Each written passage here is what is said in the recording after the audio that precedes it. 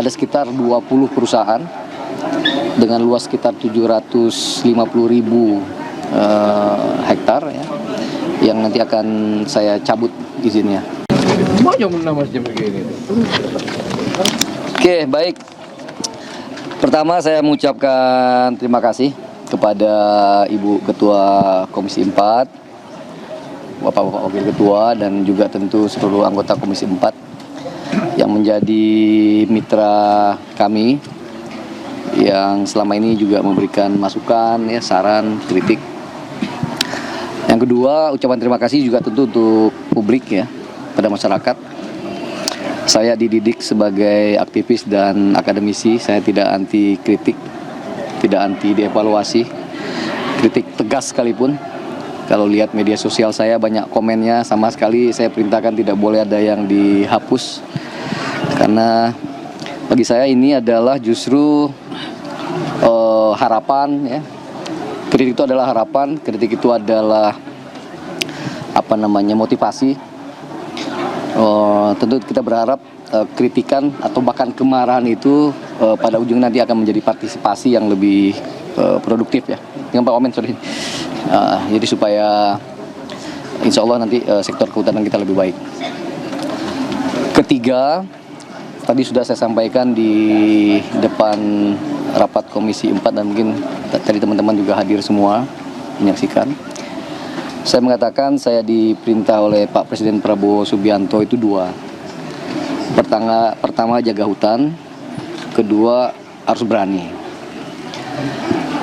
Bab pertama tentang jaga hutan, saya berusaha sekuat tenaga dengan apa yang saya miliki, ya, pengalaman saya di birokrasi, di Wamen ATR BPN maupun di OIKN, ya, pengalaman lapangan saya sebagai aktivis dan juga akademisi, saya maksimalkan untuk menjaga hutan.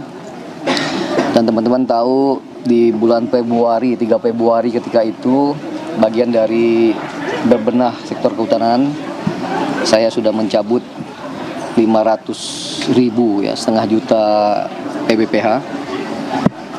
Dan bagian dari menjaga hutan itu saya sudah sampaikan tadi juga, saya nanti perlu bertemu langsung dengan Pak Presiden tentunya. Makanya angkanya saya tidak sebutkan secara pasti karena nanti tentu tergantung evaluasi, ya. Ada sekitar 20 perusahaan dengan luas sekitar 750.000 hektar, ya, yang nanti akan saya cabut izinnya. Selain dari itu, tadi saya sudah sampaikan juga khusus untuk yang tadi 750.000 itu se-Indonesia, termasuk di 3 provinsi terdampak banjir. Berikutnya, kami sudah mengidentifikasi ada 12 subjek hukum perusahaan yang terindikasi, ya, sekali lagi terindikasi berkontribusi terhadap banjir. Dan oleh karena itu dari kemarin Gakum kami sudah berada di lokasi, dan saya kira dalam 1-2 hari ke depan sudah ada penegakan hukum yang kami berikan. Jadi sekali lagi keberanian, ya, Pak Prabowo memerintahkan saya untuk berani, dan alhamdulillah Pak Prabowo membentuk Satgas PKH, dan dengan Satgas ini keberanian kami untuk menertibkan hutan jauh lebih baik. Contoh Taman Nasional Tesonilo yang sekarang viral, belum ada Menteri Kehutanan yang menginjakkan kaki di Taman Nasional Tesonilo. Alhamdulillah saya ke sana, dan dengan Pak Wamen bahkan udah ke sana juga nanam. Kita berharap rumah gajah Sumatera, gajah domang, ya, yang jadi ikon di Taman Nasional Tesonilo itu, yang sekarang hanya memiliki 12.000 hektar, ya, habitat mereka untuk makan, untuk mencari, untuk melakukan berkeliling mencari makan.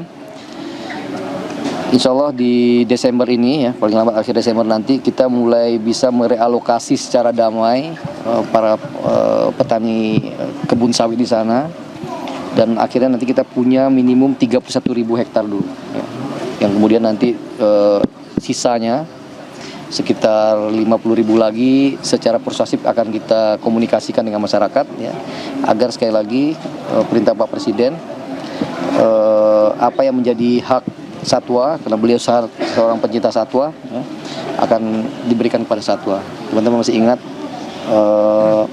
bahkan beliau mendonasikan ya, awalnya 20.000 tapi sekarang dia bilang 90.000 ya, untuk kemudian untuk koridor gajah di Pesangan Aceh. Yang lain tentang apa isu tentang dari mana asal kayu yang ikut hanyut ya, di banjir kemarin ya.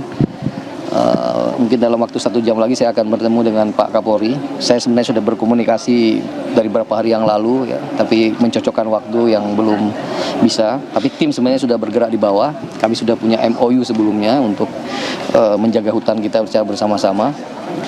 Nanti Gakum dengan Kabar Eskrim, tapi kemarin juga ada dari Pak Pratikno ya, dan dari Pak Menko Pratikno, Pak Mensesnek, Pak Sekap, Mensekap juga udah mengatakan, Pak Sekap untuk juga Satgas PKH ya. Jadi nanti tinggal diintegrasikan apa yang sudah kami kerjakan bersama dengan Satgas PKH. Insya Allah misteri tentang kayu itu dari mana akan segera terungkap, dan kita akan, apabila ada indikasi pidana tentu kita akan tegakkan sekuat-kuatnya, seadil-adilnya. Yang lain apa? Silakan. Yang 12 tadi itu perusahaan mana saja? Oh, saya belum bisa sebutkan karena ini masih proses hukum ya. Nanti kita berarti itu hanya dicabut izinan, dan nanti penegakan hukumnya akan seperti apa, Bang, untuk nanti yang penting kita udah identifikasi ya, ada indikasi tadi pelanggaran hukum. Selanjutnya apakah 12, apakah berapa persisnya ya, tentu nanti tergantung temuan di lapangan. Tapi identifikasi awalnya ada 12 subjek hukum. Jadi yang tidak ada itu yang di lokasi banjir, Pak, yang 12 itu di lokasi banjir. Iya, yang terkait dengan lokasi banjir. Salah satunya TPL bukan Pak Menteri? Saya tidak bisa jawab ya, nanti supaya lebih ini. Dan itu di luar yang 20, Pak? 20 itu ada diantaranya yang di 3 lokasi ya. Jadi tadi juga saya sudah sebutkan ya.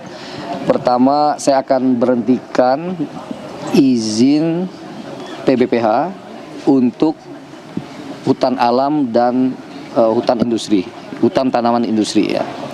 Saya sudah katakan nih, saya setahun jadi menteri ini, saya tidak menerbitkan PBPH penebangan satupun ya, yang baru ya. Yang justru saya terbitkan adalah PBPH untuk jasa lingkungan atau RE, restorasi ekosistem ya. Yang itu perdagangan karbon. Selatan tuh gimana, Bang, soal perizinan penebangan Iya, akhir Oktober? di Tapanuli Selatan kemarin Pak Wamen kebetulan kenal baik dengan Pak Bupati ya, sudah kita klarifikasi, dan kemarin Bu Dirjen ya, saya hanya mengulang pernyataan Bu Dirjen karena beliau yang tahu persis ya. Pak Bupati itu pernah mengirim surat 2 kali ke kementerian, dan salah satunya memang mengusulkan agar diberhentikan tuh sipuhnya ya, sipuh penata usahaan kayu di daerah APL. Dan Bu Dirjen udah matikan itu dari Juli ya, dan tidak ada satupun PHAT di sana yang aksesnya dibuka, akses sipunya dibuka. Jadi kita mungkin maklum ya, beliau sedang menghadapi tekanan di bawah yang luar biasa ya. Tapi beliau malah mengirim surat di bulan November itu malah mengapresiasi apa yang kami lakukan. Tapi memang beliau mengatakan bahwa ada indikasi ilegal, yang ilegalnya masih jalan gitu loh. Jadi sipuhnya sudah ditutup, artinya tidak bisa lagi mereka secara legal menjual. Tapi beliau mengingatkan kita masih ada tuh sepertinya bukaan gitu. Dan oleh karena itu waktu itu Gakum juga turun ya, dan ada salah satu ya, kita tidak lanjuti. Pak Menhub ada target waktu untuk menyelesaikan yang juga merusak hutan misalnya, Pak? Sesegera mungkin. Saya tidak punya deadline. Perintah saya kepada Dirjen Gakum sesegera mungkin, sehingga terang benderang kepada publik. Ya, cukup ya. Terima kasih.